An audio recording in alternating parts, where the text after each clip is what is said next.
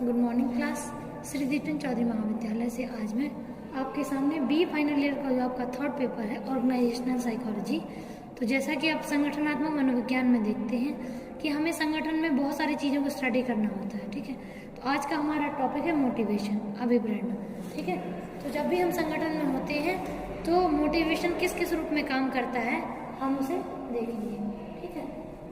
तो जो अभिप्रेरणा है, अभिप्रेरणा हम तभी जानते हैं क्या होती है जब हम छोटे से छोटे और बड़े से बड़े काम को करने के लिए एक ऊर्जा का प्रयोग करते हैं जिससे हमारी बॉडी एक एकत्रित फॉर्म में काम करती है, उसे हम लोग मोटिवेशन कह सकते हैं, ठीक है। जैसे मान लीजिए अगर किसी को जैसे मान लीजिए किसी को भूख लग रही है, ठीक है, तो वो किचन तक उठ के जा रहा है, तो इसका मतलब क्या हुआ कि उसका भूख वाला जो मोटिवेशन है इतना स्ट्रांग है कि वो खुद किचन तक उठ के चला गया। क्यों? क्योंकि उसे भूख बहुत तेज लग रही है, मतलब मोटिवेशन ज़्यादा है, ठीक है। ऐसे ही अदर जितनी भी बेसिक नीड्स होती हैं वो भी, जैसे कि हमारा भूख है, प्यास है, नींद है, क्रोध करना है, मलमूत्र त्याग करना है, ये सारी नीड हमारी कौन सी होती हैं? ये हमारी जन्मजात होती हैं, ठीक है।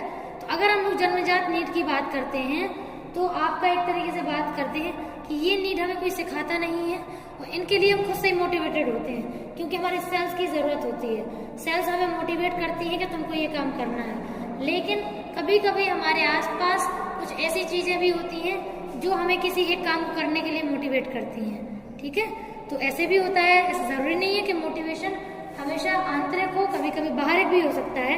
जब कोई व्यक्ति किसी काम को करने के लिए बाहर से तैयार होता है, बाहरी जो चीज़ें हैं वो उसके लिए इतना ज़्यादा मोटिवेट करती हैं कि वो उस काम को करने के लिए बहुत ज़्यादा तत्पर बना रहता है। क्यों? जैसे मान लीजिए अगर किसी पर्सन को पैसा कमाने की बहुत चाहत है, या फिर हो सकता है कि उसको पुरस्कार पसंद है, ठीक है, किसी भी प्रकार का रिवॉर्ड, ठीक है। तो अगर ऐसा कोई इंसान है तो मोस्टली वो उन कामों पे ज़्यादा फोकस करेगा, मतलब उन कामों को करने के लिए ज़्यादा मोटिवेटेड रहेगा जिसमें उन्हें रिवॉर्ड मिलता है, ठीक है। जिसमें उसे रिवॉर्ड मिलता है उनके लिए कुछ ज़्यादा मोटिवेटेड रहता है, ठीक है। तो मोटिवेशन जो होता है, मोटिवेशन दोनों प्रकार का होता है, इंट्रिंसिक और एक्सट्रिंसिक, ठीक है। तो जब हम अंदर से किसी काम को करने के सोचें, ठीक है, तो ये तो ऐसे ही नहीं कह सकते कि ये दोनों मोटिवेशन जन्मजात मिले, नहीं।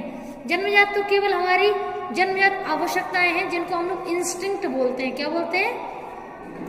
इंस्टिंक्ट, यानी कि मूल प्रवृत्तियां जो आपको जन्म से मिली हुई हैं, उन मूल प्रवृत्तियों की पूर्ति आपको करना होता है, हर हाल में करना होता है, चाहे आप उनको कितना भी रोकने की कोशिश करें, आपके कंट्रोल में मूल प्रवृत्तियां कभी नहीं होती हैं।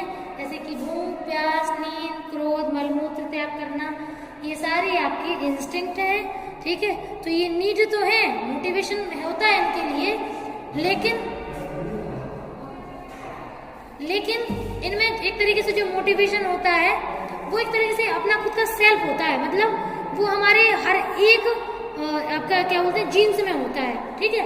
हर एक जीन्स में उस मोटिवेशन का इफेक्ट हमारे अंदर दिखता है, तो हम लोग हर तरीके से उसके लिए काम भी करते हैं। लेकिन कभी कभी मोटिवेशन ऐसे भी होते हैं जो हम यहीं आके सीखते हैं, ठीक है। जैसे मान लीजिए आप लोगों ने सीखा होगा कि आपको जैसे मान लीजिए एक उम्र के बाद हमें जॉब करनी होती है, पैसा कमाना होता है, ठीक है, या फिर हमें पैसों की ज़रूरत होती है। तो ऐसा जरूरी नहीं कि हम बिना उसके काम नहीं चला सकते, हो सकता है, लेकिन जो आपकी मानसिक अवस्था है, जो साइकोलॉजिकल नीड है वो पूरी नहीं होती है। तो कभी कभी हम अपनी साइकोलॉजिकल नीड को पूरा करने के लिए भी कार्य करते हैं, ठीक है। तो उसके लिए भी हमारा मोटिवेशन अलग से वर्क करता है। अब यहाँ पे हम बात करते हैं, एक थ्योरी है अब्राहम मास्लो की। तो अब्राहम मास्लो का कहना है कि जो हमारा मोटिवेशन है, मोटिवेशन में हमारी नीड का अहम रोल है। जो भी हमारी ज़रूरतें हैं, चाहे वो हमारे शारीरिक हो या मानसिक हो, चाहे हम अंदर से उनका मोटिवेशन लेके आए या बाहरी से मिले मोटिवेशन, हम सभी चीज़ों के लिए हमारा जो आपका एक तरीके से जो नीड है वो बहुत इंपॉर्टेंट है। अगर व्यक्ति को नीड नहीं होगी तो व्यक्ति उनके लिए कार्य नहीं करेगा, और कार्य नहीं कर रहा मतलब मोटिवेशन नहीं है, ठीक है। तो इसमें पहले जो नीड है वो है आधारभूत आवश्यकता। आधारभूत आवश्यकता का मतलब होता है बेसिक नीड। तो जब हम लोग अपनी उन आवश्यकताओं की पूर्ति करने के लिए सबसे पहले नंबर पे, मतलब अगर आपसे कोई पूछे कि सबसे पहले किस चीज़ पे आप फोकस करते हैं, क्या चीज़ें जो आपके मोटिवेशन के अंदर ज़्यादा रहती जाती हैं। तो पहला होता है आधारभूत आवश्यकता, ठीक है। तो जो चीजें आधारभूत आवश्यकता के रूप में होती हैं, उन नीड की पूर्ति करना आपके लिए एक तरीके से जन्म और मृत्यु के जैसा होता है, ठीक है। अगर आपको जीवित रहना है तो आपको आधारभूत आवश्यकताओं की पूर्ति तो करनी पड़ेगी, जैसे कि खाना खाना, प्यास लगना, ठीक है, और आपका मलमूत्र त्याग करना, ठीक है, और नींद का आना, गुस्से का आना, ये सारे आपकी बेसिक नीड्स हैं। इनको तो हम पूरा करते ही हैं, ठीक है, किसी ना किसी रूप में। क्यों? क्योंकि अगर हम इनको पूरा नहीं करेंगे तो हमारी डेथ हो जाएगी, ठीक है। अगला है आपका सुरक्षा की आवश्यकता। तो सुरक्षा यानी सेफ्टी नीड। तो अब ऑब्वियस है, जब हमारा पेट भरा होता है तो हम सोचते हैं कि अरे हमारे आसपास घर होना चाहिए था, हमें इस चीज़ की ज़रूरत है, हमारे घर में इन चीज मतलब हमारे आसपास हम ठंड मौसम इन सबसे बचे रहें, तो उसके लिए भी हम तैयार रहते हैं कि हम फिर सोचते हैं जब हमारा पेट भर जाता है, जब हम एक तरीके से फिजिकली हेल्दी होते हैं और हम अपनी डेली जो रूटीन की आवश्यकताएं खाने पीने से जुड़ी, इनको जब हम पूरा कर सकते हैं, तभी हम ये सोचते हैं कि हमें सुरक्षा चाहिए, ठीक है, हमें सेफ्टी चाहिए। तो सेफ्टी नीड हमारी पहली नीड के फुलफिल होने के बाद ही आती है। ऐसा नहीं है कि पेट खाली और हम ये सोच रहे हैं कि अरे हमारे आसपास घर चाहिए हमें, ठीक है, अपना घर होना चाहिए, सेफ्टी होनी चाहिए। तो सेफ्टी की नीड तभी सोच पाते हैं जब हमारी आधारभूत आवश्यकताएं पूरी होती हैं, बेसिक नीड कंप्लीट हो जाती हैं, तभी हम सेकंड नीड के बारे में सोचते हैं। अब सेकंड नीड कंप्लीट हो जाती है, मतलब अपनी पहली नीड भी कंप्लीट हो गई, आधारभूत आवश्यकता भी, ठीक है, और दूसरी भी कंप्लीट हो गई, सुरक्षा की भी। अब जब ये कंप्लीट हो जाएंगी तब आपका दिमाग शिफ्ट होगा तीसरी नीड पर, जिसे कहते हैं प्रेम और स्नेह की भावना या आवश्यकता, ठीक है। तो जब हम लोग ऐसे चाहते हैं कि हमारे आसपास लोग हों, ठीक है, जो हमसे प्रेम करें, स्नेह करें, हम भी उन्हें प्रेम दें और स्नेह दें, हम जीवन भर उनका सम्मान करें और हमेशा एक अच्छा सौहार्दपूर्ण वातावरण हमारे आसपास बना रहे, ठीक है। तो जब ऐसा वातावरण हमारे आसपास होता है तो हम लोग इस वातावरण को चाहने के लिए तभी हमें प्रेम और स्नेह तभी चाहिए होता है जब हमारे आसपास की आधारभूत आवश्यकताएं और सुरक्षा की आवश्यकता पूरी हो चुकी हो, ठीक है, तभी हम प्रेम और स्नेह के बारे में सोच पाते हैं। तो इन तीन नीड फुलफिल होने के बाद हम चौथी पे आते हैं, आत्मसम्मान।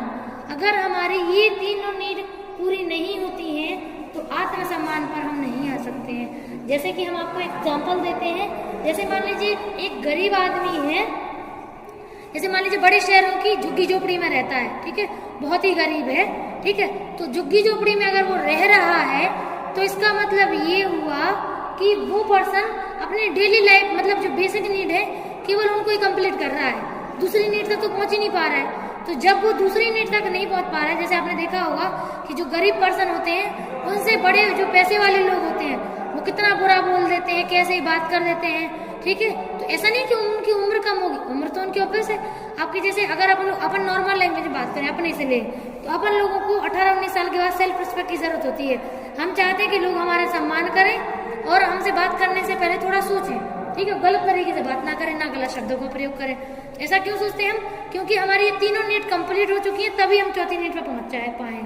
तो ऐसे ही उनका होता है कि जो गरीब पर्सन होते हैं वो एक नीड को पूरा नहीं कर पाते, उसी के में लगे रहते हैं, तो दूसरी नीड तक पहुंच नहीं पाते हैं। तो दूसरी नीड तक नहीं पहुंचेंगे, तीसरी चौथी तक कैसे पहुंच जाएंगे, ठीक है। तो आत्मसम्मान या सम्मान व्यक्ति तभी सोच पाता है जब वो उसका बेसिक नीड कंप्लीट हो, उसकी सेफ्टी नीड कंप्लीट हो और उसकी लव एंड बिलोंगिंगनेस कंप्लीट हो।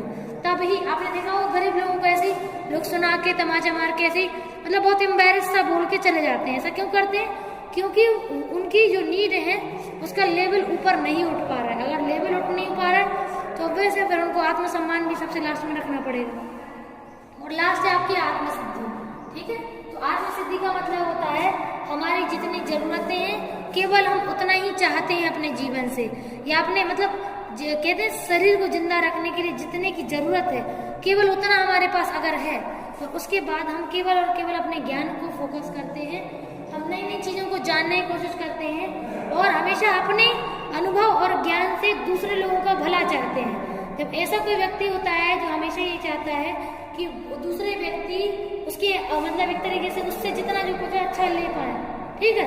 और ऐसा जरूरी नहीं रहता है कि वो ये भी चाहे कि उनकी इज्जत भी करें, ऐसा कुछ नहीं है। ऐसे लोग केवल 2 टाइम की रोटी लेते हैं जितना जरूरी के खाना के लिए जरूरी है, ठीक है, जीवन जीने के लिए।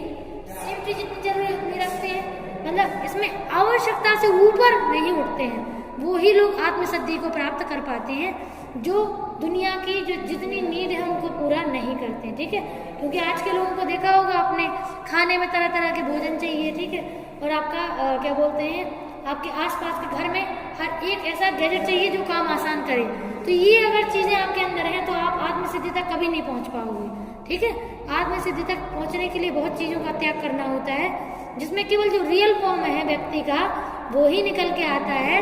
जैसे जितना खाने की जरूरत है, जितनी सेफ्टी की, और अपने आसपास कुछ लोगों जिनसे अपन बातचीत कर पाए, बस। ऐसा जरूरी नहीं कि हमारी बॉडी की कुछ फिजिकल नीड भी पूरी हो, ऐसा नहीं है, ठीक है। आत्मसम्मान भी आपका मिले या ना मिले कोई फर्क नहीं पड़ता इन लोगों को। इनका तो ये है कि इनसे जितना जो लोग ले पाए बस ले जाएं और कुछ नहीं, ठीक है।